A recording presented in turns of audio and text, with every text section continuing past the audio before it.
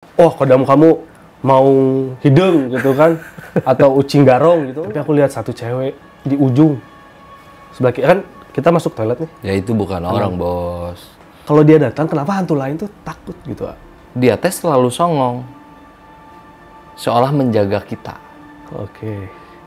Iya mah anak incu aing. Jadi jangan pernah berani mendekat karena di sini ada itu saya. alasan. Gitu. Sosok yang ya kalian sudah tahu pasti, dia yang bikin saya takut, yang jarang banget takut sama mereka, tapi sama dia cukup menakutkan karena mengganggu keluarga saya. Tapi kelihatan sih hari ini kelihatan Adamnya lagi gula batu. Amit-amit ya Allah. Ini gula batu, bos. Amit ya Allah.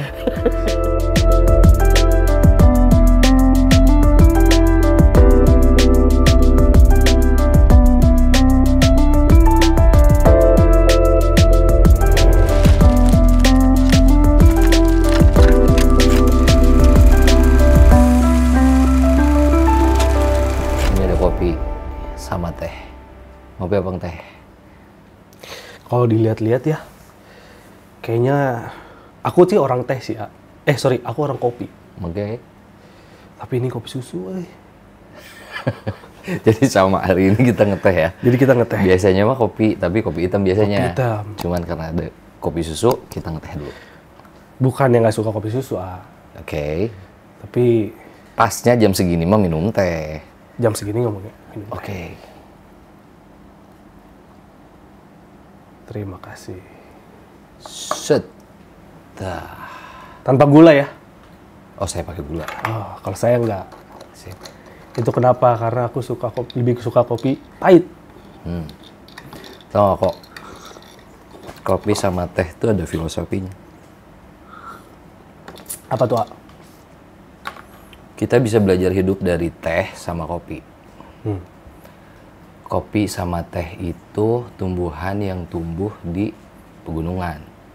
Dia ada di atas banget. Dia yang selalu kena langsung sama sinar matahari sama hujan. Dari masih biji kecil. Sampai dengan dia besar. Tapi dia masih harus lewat sama proses yang lain. Sampai dia jadi sesuatu yang bisa dinikmati kan. Habis itu dia harus dipetik. Habis dipetik harus dijemur sampai kering. Habis itu harus disangrai, dipanasin lagi. Habis itu udah bermanfaat belum? Belum. Apalagi kopi harus ditumbuk lagi. Habis itu harus disiram air panas. Gitu juga hidup katanya. Penuh ini ya, penuh lika-liku, penuh pengorbanan. Sampai akhirnya bisa jadi segelas atau sajian yang enak. Bisa dinikmatin.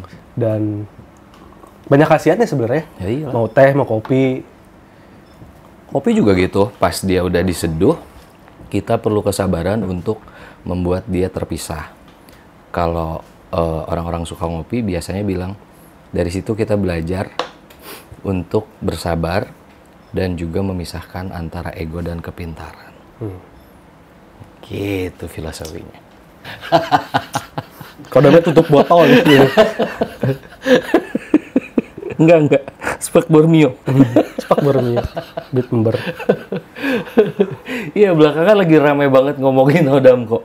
Gimana menurut kamu? Seru sih sebenarnya. Sebelum tidur tuh aku suka lihat kita percaya apa enggak gitu ya. Cuman belakangan jadi banyak orang-orang yang baca kodam tapi nyeleneh gitu, termasuk salah satunya Anda. Jadi yang benar-benar jawabannya tuh kemana aja, nggak ada kayak, oh kodam kamu mau hidung gitu kan, atau ucing garong gitu, enggak. Jadi kayak ya seru aja sih ya. Di luar percaya nggak percaya ya. Buat hiburan sih. Buat hiburan aja sih. Nah, terus yang sekarang di sini ada yang ikut nggak? Dari itu aku ke WC, terus banyak orang yang ngobrol kan. Tapi aku lihat satu cewek di ujung sebelah kiri, kan kita masuk toilet nih. Ya itu bukan orang, bos. Oh, bukan ya? Soalnya bapak-bapak doang nih yang ngobrol ngerokok. Gitu Iya, kan. gak ada orang di situ. Jadi kayak lu tuh nggak diajak tapi pengen di situ gitu. Nggak bisa join. Nggak, janganlah. Syuting aja sekarang lah. Oke. Sebenarnya si sosok ini tuh ya, yang kita tahu, yang nggak boleh disebutin namanya, Samek. Inisialnya Samek. Inisialnya Samek. Samek. Oh, saya nggak tanggung jawab. Saya nggak tanggung jawab. Kamu yang tanggung jawab. Ya kan yang tinggal di sini bukan saya. Iya, kita pulang ya. Enggak. Jadi cerita ini tuh kan udah lama banget tuh, Iya. dari orang tua kita lah.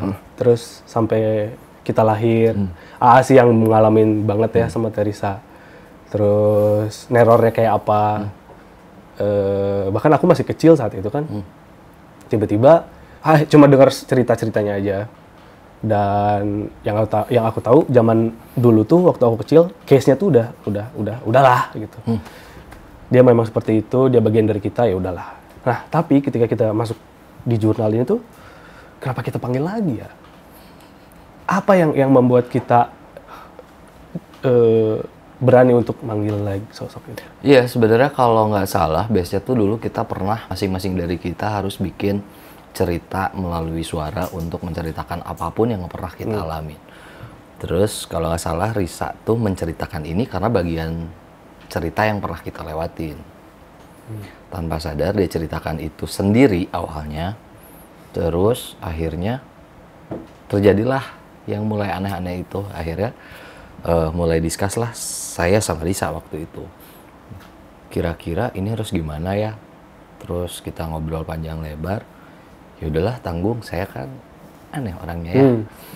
Anda sebenarnya harus ada pilihan untuk stop kan? Udahlah, tanggung, kita obrolin aja sekalian sama anak-anak. Tapi sebelum diobrolin, mending gimana ya enaknya. Ya udahlah, akhirnya diobrolin, dan setelah diobrolin bareng-bareng, ya alhamdulillah kalian menikmati rasanya. Terima kasih loh, Mas, dari kakak kita yang berdua ini jadi ke semuanya.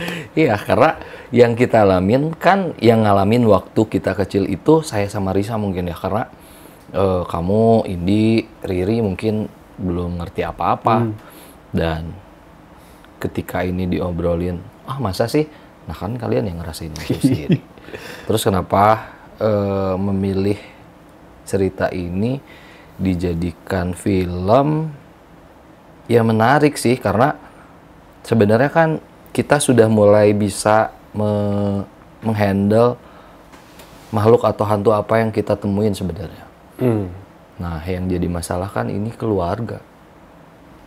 Yang bikin kita jadi nggak enak, kalau mau kasar juga. Ya kena. Kadang nggak dikasarin nyebelin kan? Nyebelin, harus dikasarin juga akhirnya.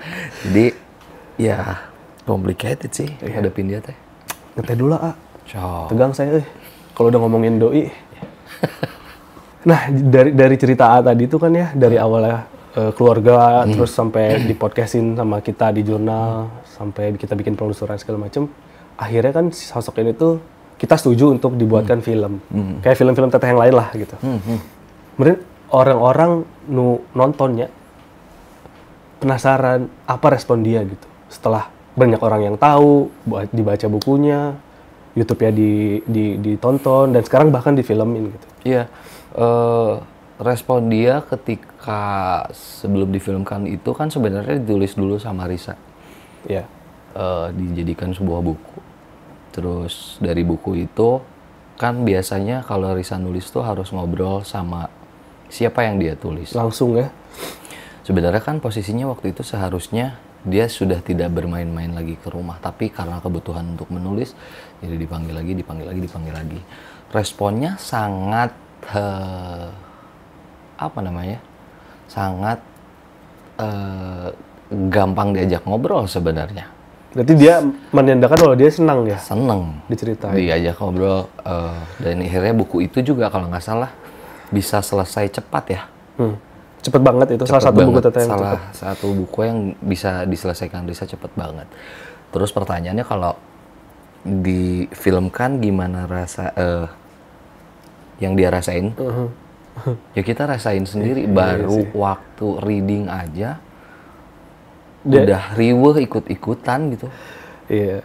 Dan inget nggak waktu syuting atau waktu reading atau syuting gitu, dia pernah bilang kalau kenapa lain orang weh atuh. Yeah. Nah, kenapa harus orang lain yang memerankan dia? Iya, pas ada kalau nggak salah itu pas si talent yang akan menjadi dia kan. Oh iya ya. Ya. Ya kalau ditanya dia excited sekali.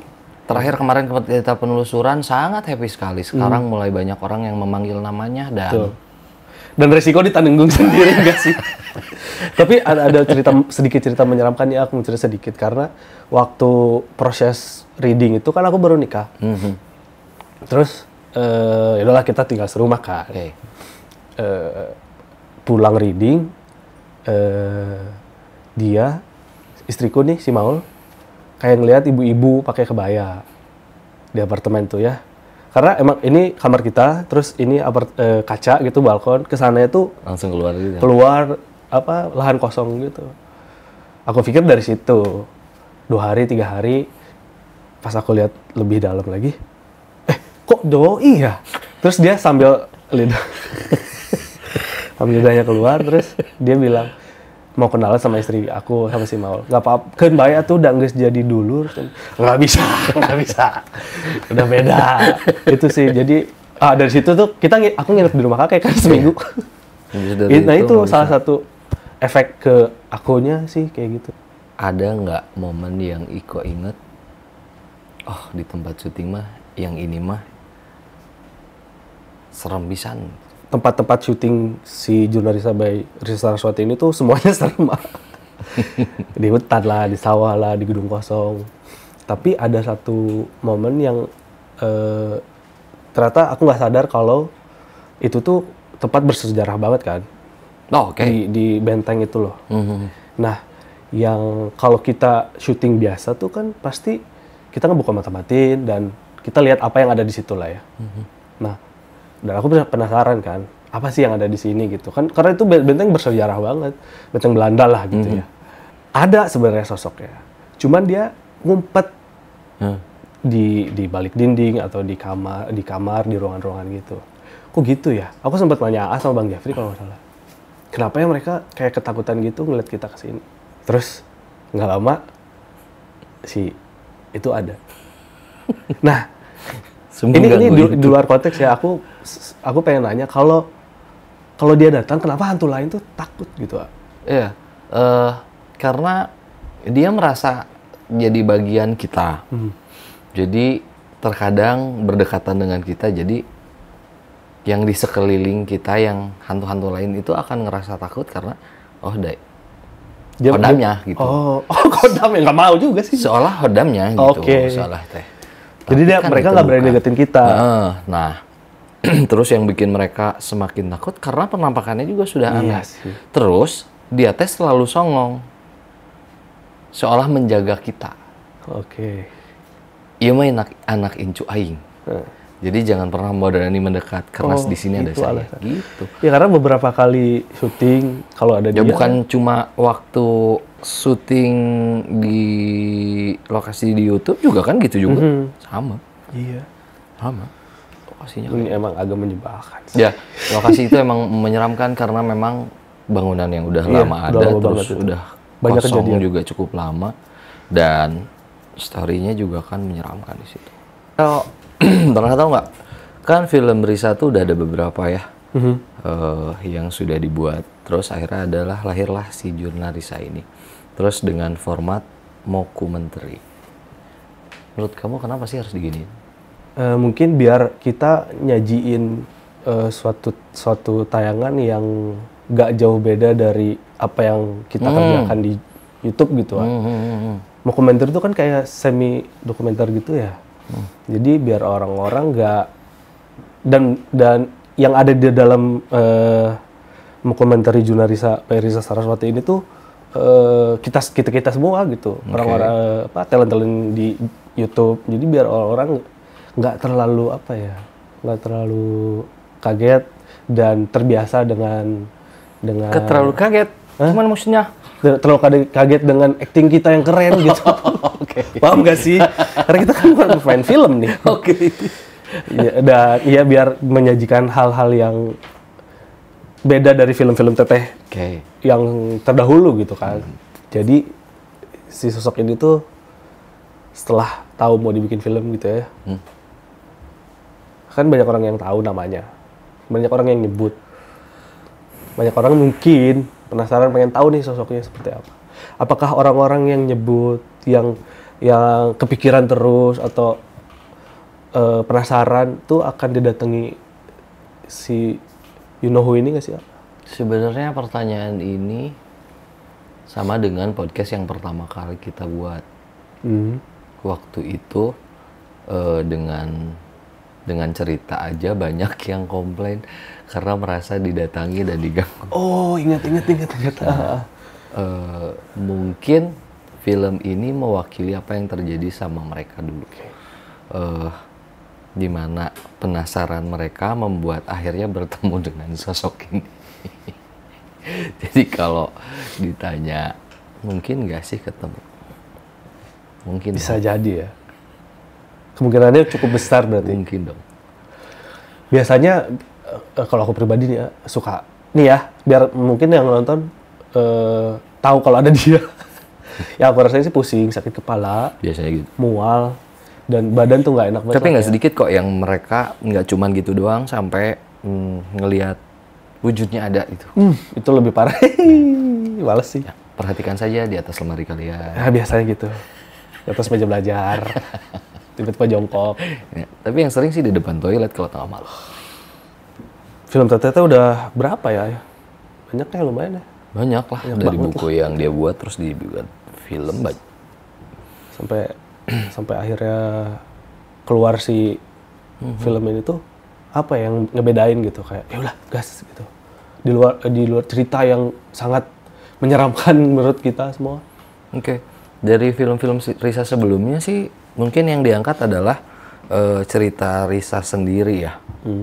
Kalau zaman yang sebelum-sebelumnya, kalau ngomongin Jurnal Risa Movie ini lebih ke ya tim jurnal Risa. Jadi bagaimana jurnal Risa ketika penelusuran sampai dengan punya case yang harus diselesaikan, karena berbeda dari sebelumnya. Kalau sebelumnya mah kan hanya ceritanya saja. Nah malah kalau yang sekarang selain nyeritain jurnalisanya langsung, ya kita yang meranin langsung. Iya. Itu yang jadi pembeda dari yang film-film sebelumnya. Buat teman-teman yang sangat mengikuti cerita ini ataupun yang penasaran sama cerita ini, boleh banget kalian saksiin di bioskop tanggal 11 Juli karena cerita ini tuh menurutku dan keluargaku tuh ini cukup ngeri, cukup menguras energi, cukup menguras banyak tenaga, dan kita pengen nyajiin ini juga biar kalian bisa ngerasain apa yang kita rasain selama ini di film ini. Sosok yang ya kalian sudah tahu pasti, dia yang bikin saya takut, yang jarang banget takut sama mereka, tapi sama dia cukup menakutkan karena mengganggu keluarga saya. Terus banyak dari kalian juga pengen nyoba ikut penelusuran bareng kita. Yes, jawabannya bisa kalian rasain bagaimana ikut penelusuran bareng kita ketika nonton film ini. Tambace. Kenapa sih dulu tiba-tiba bikin cek kodam gitu? Dari mana inspirasinya itu? Soalnya gini, dulu tuh karena kita main-main hantu-hantuan gitu, hal-hal yang serem, orang mengidentikan kita bisa melihat hal-hal seperti itu, termasuk melihat khodam gitu secara spesifik. Dan sebenarnya kita teh orang yang bosan untuk digituin gitu. Kita orang yang please kami juga manusia normal gitu. Jangan melulu ngomongin hantu, ngobrolin apa deh, picuanen gitu ya. Ada orang lain paranormal. Nah, caranya kalau yang saya lakuin, kenapa ada cek khodam dengan jawaban seperti itu teh, supaya ngebelokin gitu. Jangan ngomongin eta wae, cuan lah ya nama. Yeah. Hantu lagi. Meskipun sekarang kita juga lagi ngomongin hantu di sini.